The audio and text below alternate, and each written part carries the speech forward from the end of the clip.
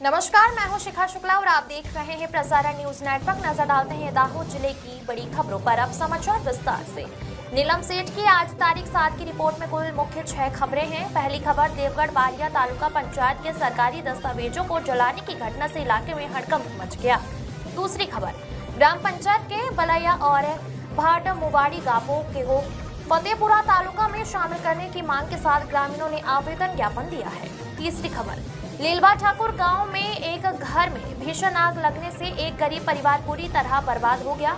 इस आग में नकदी और गहनों सहित लाखों रुपए का नुकसान हुआ है। चौथी खबर, महाराष्ट्र के हिम्मतनगर जा रही एक बोलेरो पिकअप का लिमखेड़ा के पास हाईवे पर टायर फटने से वह पलट गया। इस हादसे में 2 लोगों की मौत हो गई है और 4 लोग घायल हुए हैं। पांचवी खबर, रुखड़ी में आयोजित एक जनसभा में डोडियापाड़ा के पूर्व विधायक कांग्रेस पार्टी में शामिल हुए। छठी खबर, झालोद की आंगनबाड़ी में गर्भवती महिलाओं की गोद भराई की रस्म की गई और उन्हें पोषण तथा स्वास्थ्य के संबंध में जरूरी मार्गदर्शन दिया। इन खबरों पर विस्तार से नजर डालने से पहले आपसे विनती है कि प्रसारण न्यूज चैनल को लाइक और सब्सक्राइब जरूर करें। चलिए इन खबरों पर विस्तार से नजर डालते हैं। देवगढ़ बारिया तालुका पंचायत के रिकॉर्ड रूम में मजदूर द्वारा वर्षों पुराने सरकारी दस्तावेजों को जलाए जाने से पूरे जिले में हड़कंप मच गया है।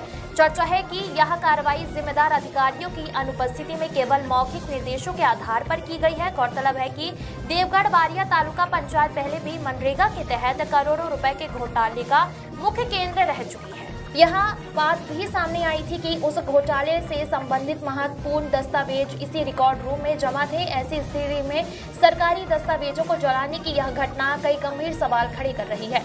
स्थानीय लोगों और जागरूक नागरिकों के बीच यह संदेह पैदा हो रहा है कि क्या जलाए गए कागज वास्तव में दिमाग लगे और अनावश्यक थे या फिर किसी महत्वपूर्ण सबूत और दस्तावेजों को नष्ट किया गया है।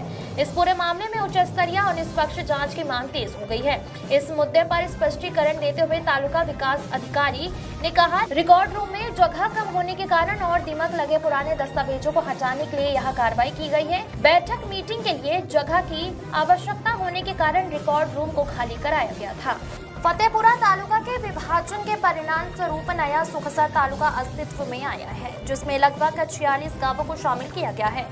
इनमें बलैया और भाट मुवाड़ी गांवों को सुखसर तालुका में शामिल किए जाने के विरोध में बलैया के स्थानीय नागरिकों ने फतेहपुरा मामलतदार तहसीलदार को ज्ञापन सौंपकर इन दोनों गांवों को फतेहपुरा तालुका में ही बनाए रखने की मांग की है। प्राप्त जानकारी के अनुसार फतेहपुरा तालुका के विभाजन से नए सुखसर तालुका का गठन हुआ है। बलैया ग्राम पंचायत के अंतर्गत आने वाले 4 गांवों बलैया, भाट मुवाड़ी, बावनी हतोड़ और बारियानी हतोड़ में से बावनी हतोड़ और बारियानी हतोड़ को फतेहपुरा तालुका में ही रखा गया है, जबकि बलैया और भाट मुवाड़ी गांवों को सुखसर तालुका में जोड़ दिया गया है। बलैया और भाट मुवाड़ी के स्थानीय नागरिकों ने मामलतदार को दिए आवेदन में बताया कि बलैया गांव के सुखसर जाने के लिए 2 वाहन बस गाड़ी बदलने पड़ते हैं, जिससे गरीब लोगों के धन और समय दोनों की बर्बादी होती है और उन्हें काफी मुश्किलों का सामना करना पड़ता है। इसलिए ग्रामीणों की मांग है कि बलैया और भाट मुवाड़ी गांवों को फतेहपुरा तालुका में ही रखा जाए। ग्रामीणों ने यह चेतावनी दी है कि यदि बलैया और भाट मुवाड़ी गांवों को फतेहपुरा तालुका में रखने की उनकी मांग स्वीकार नहीं की गई तो आने वाले समय में ग्रामीण उग्र आंदोलन करेंगे और आगामी चुनावों का बहिष्कार भी करेंगे। हमारी गुरु ग्राम पंचायत बलैया में 4 गामनो समावेश थયેલ છે। એની અંદરથી 2 ગામ ફતેપુરા તાલુકામાં બારિયાની હતોડ, બાવાની હતોડનો સમાવેશ કરેલ છે। આખી પંચાયતમાંથી 2 ગામો છૂટા પાડી અને 2 ગામ સુખસરમાં સમાવેશ કર્યા। એટલા માટે અમે મામલતદાર સાહેબશ્રીને આવેદનપત્ર આપેલ છે। જો આવેદનપત્ર આપેલ અમારી માંગણીઓ નહીં સંતોષાય તો અમે ઉગ્ર આંદોલન કરીશું। આવનારી ચૂંટણીનો બહિષ્કાર પણ કરીશું અને સુખસર તાલુકામાં જવા માટે અમારે જે ગરીબ પ્રજા માટે વાહન વ્યવસ્થાની સગવડ નથી તો એમને 2 સ્ટેશન કરવા પડે અને ગરીબ માણસ એટલો બધા પૈસા ક્યાંથી લાવે, એટલા માટે અમે અમારે પુનઃ ફતેપુરા તાલુકાની અંદર સમાવેશ કરવા માટે આપ સાહેબને રજૂઆત કરેલ છે તથા અમારું જે તે પોલીસ સ્ટેશન પણ ફતેપુરામાં વર્ષોથી દેશ આઝાદ થયો ત્યાંથી लागेल છે। એટલા માટે અમને આવેદનપત્ર આપી અને આ આવેદનપત્ર સરકાર સુધી કલેક્ટર શ્રી સરકાર સુધી પહોંચે અને અમારી માંગણી સંતોષાય એવી અમારી દરેક ગામજનોની માંગણી છે. અસ્તુ. જય હિન્દ, જય ભારત, ભારત માતા કી જય. નામ બોલો. મારું નામ લબાના દિલીપસિંહ દેવીસિંહ, ગામ બલૈયા, તાલુકો ફતેપુરા, જિલ્લો દાહોદ. તમારું નામ બોલો. લબાના અમરસિંહ મંગળસિંહ, ગામ મલैया, तालुको फतेहपुरा, जिलो दाहोद. दाहोद जिले के लिमटी गुरु गोविंद तालुका के लीलवा ठकोर गांव में एक हृदय विदारक घटना सामने आई है. गांव के भगत फलिया में रहने वाले डामोर तेर सिंह भाई मता भाई के घर में अचानक आग लग जाने से पूरा घर और उसमें रखा सारा सामान जलकर खाक हो गया. इस आग में परिवार की बरसों की मेहनत की कमाई जैसे चांदी के जेवरात और नकदी सहित लगभग 6 से 7 लाख रुपए से अधिक का नुकसान होने से परिवार पर दुखों का पहाड़ टूट पड़ा है. लीलवा ठकोर गांव के भगत फलिया में रहने वाले तेर सिंह भाई के घर में आज अचानक आग लगने से अफरा तफरी मच गई. आग की लपटें देखकर आसपास के ग्रामीण तुरंत मदद के लिए दौड़े और आग पर काबू पाने के लिए कड़ी मशक्कत की, लेकिन आग इतनी भीषण थी कि पत्थर और मिट्टी से बना पूरा घर देखते ही देखते भस्म हो गया. इस दुर्घटना में घर में रखा अनाज, कपड़े और बुनियादी सुविधाओं के साथ साथ कीमती चांदी के गहने और नकदी भी इस आग की चपेट में आ गए. प्राथमिक अनुमान के अनुसार नुकसान का आंकड़ा 7 लाख रुपए से ऊपर पहुंचने की जानकारी मिली है. घटना की सूचना मिलते ही स्थानीय तलाटी कम मंत्री तुरंत मौके पर पहुंच गए. उन्होंने जले हुए घर और क्षतिग्रस्त संपत्ति का मौके पर पंचनामा किया. ग्राम पंचायत द्वारा इस गरीब परिवार को तत्काल आर्थिक सहायता और घरेलू सामान की मदद मिल सके, इसके लिए सक्षम अधिकारी को विधिवत प्रस्ताव भेजा गया. वर्तमान में यह श्रमिक परिवार सिर पर छत न होने के कारण खुले में आ गया है. पंचायत और स्थानीय जनता के बीच चर्चा है कि सरकार द्वारा इस परिवार को जल्द से जल्द विशेष आवास सहायता और आर्थिक पैकेज दिया जाए ताकि वो फिर से अपना जीवन शुरू कर सके. अपने पुश्तैनी और प्यारे घर की ऐसी हालत देखकर पीड़ित परिवार गहरे सदमे में है. महाराष्ट्र से कपास की मजदूरी के लिए हिम्मतनगर आ रहे श्रमिकों की बोलेरो पिकअप गाड़ी का पिछला टायर अचानक फट जाने से गाड़ी पलट गई. इस दर्दनाक हादसे में 2 लोगों की मौत हो गई है जबकि 4 अन्य घायल हो गए हैं. पुलिस सूत्रों से मिली जानकारी के अनुसार घायलों को तुरंत नजदीकी सरकारी अस्पताल ले जाया गया है. प्राप्त विवरण के अनुसार महाराष्ट्र के जलगांव जिले के वाकोद गांव के अरबाज आरिफ शेख, श्री कृष्ण पूजा जी वानखेड़े, दीपक सुभाष देहे और वडाली गांव के इकबाल अब्दुल्ला तडवी, दीपक लक्ष्मण तथा बाजीराव दगड़ू जोशी, ये 6 लोग महाराष्ट्र के जलगांव के इरफान यूसुफ शेख की बोलेरो पिकअप में सवार होकर हिम्मतनगर जा रहे थे. तभी दाहोद गोधरा हाईवे पर लिमखेड़ा के पौलीसीमल गांव के पास तेज रफ्तार बोलेरो पिकअप का ड्राइवर साइड का पिछला टायर अचानक फट गया. टायर फटने से चालक ने वाहन से नियंत्रण खो दिया और गाड़ी पलट गई. इस हादसे में बाजीराव दगड़ू जोशी और दीपक लक्ष्मण गाड़ी के नीचे दब गए, जिससे बाजीराव की मौके पर ही दर्दनाक मौत हो गई और दीपक लक्ष्मण ने इलाज के दौरान दम तोड़ दिया.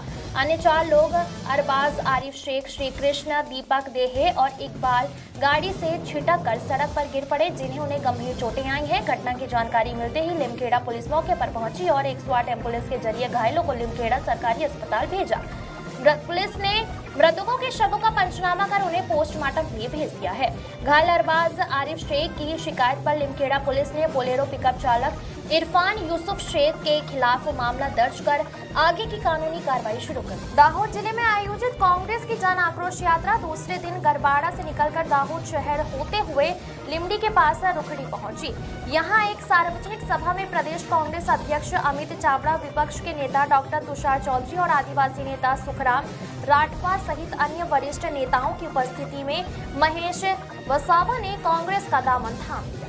कांग्रेस में शामिल होने के बाद उन्होंने कहा कि वह SC, ST, OBC और अल्पसंख्यक समाज की आवाज बनने के लिए कांग्रेस में शामिल हुए हैं. उन्होंने गंभीर आरोप लगाते हुए कहा कि आम आदमी पार्टी भाजपा की बी टीम है जो कांग्रेस के वोट काटने का काम करती है और भाजपा उसे प्रोत्साहन देती है. उन्होंने आगे कहा कि जीतने वाले वोटों को तोड़ने का यह खेल अब नहीं चलेगा क्योंकि अब SC, ST, OBC और अल्पसंख्यक समाज जागरूक हो गया है.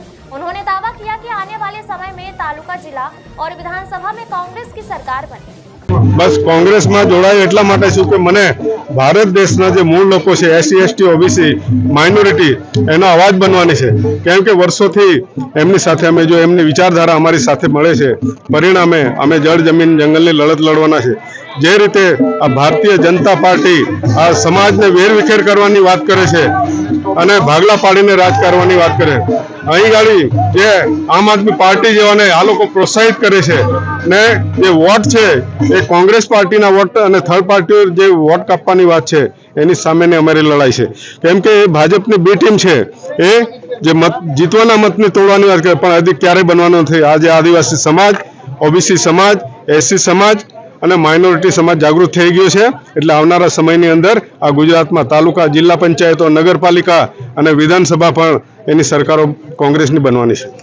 झालोद में सुपोषण संवाद का भव्य आयोजन आंगनवाड़ी केंद्रों में गर्भवती महिलाओं की गोद भराई कर उन्हें प्रोत्साहित किया गया। भारत सरकार के सुपोषित भारत के संकल्प को साकार करने के उद्देश्य से आज झालोद घटक 1 के सभी आंगनवाड़ी केंद्रों में सुपोषण संवाद कार्यक्रम का बड़े उत्साह के साथ आयोजन किया गया। इस कार्यक्रम का मुख्य उद्देश्य गर्भवती माताओं और बच्चों के पोषण स्तर में सुधार लाना तथा स्वास्थ्य के प्रति जागरूकता फैलाना था। झालोद घटक 1 के विभिन्न केंद्रों पर आयोजित इस कार्यक्रम में विशेष रूप से पहली बार गर्भवती हुई महिलाओं को आमंत्रित किया गया था। भारतीय संस्कृति के अनुसार उनका स्वागत किया गया और उन्हें श्रीफल नारियल मूंग और गुड़ भेंट कर गोद भराई की रस्म पूरी की गई। इस पारंपरिक भेंट के पीछे का उद्देश्य गर्भावस्था के दौरान प्रोटीन युक्त आहार मूंग और लोहा तत्व गुड़ के महत्व को समझाना और महिलाओं को प्रोत्साहित करना था। इस अवसर पर आंगनवाड़ी कार्यकर्ता बहनों और सुपरवाइजर द्वारा उपस्थित महिलाओं के साथ सुपोषण संवाद किया गया। इसमें गर्भावस्था के दौरान लिए जाने वाले पौष्टिक आहार, आयरन की गोलियों का सेवन, नियमित टीकाकरण और पर्याप्त नींद जैसे महत्वपूर्ण विषयों पर विस्तार से जानकारी दी गई। नीलम सेठ की रिपोर्ट।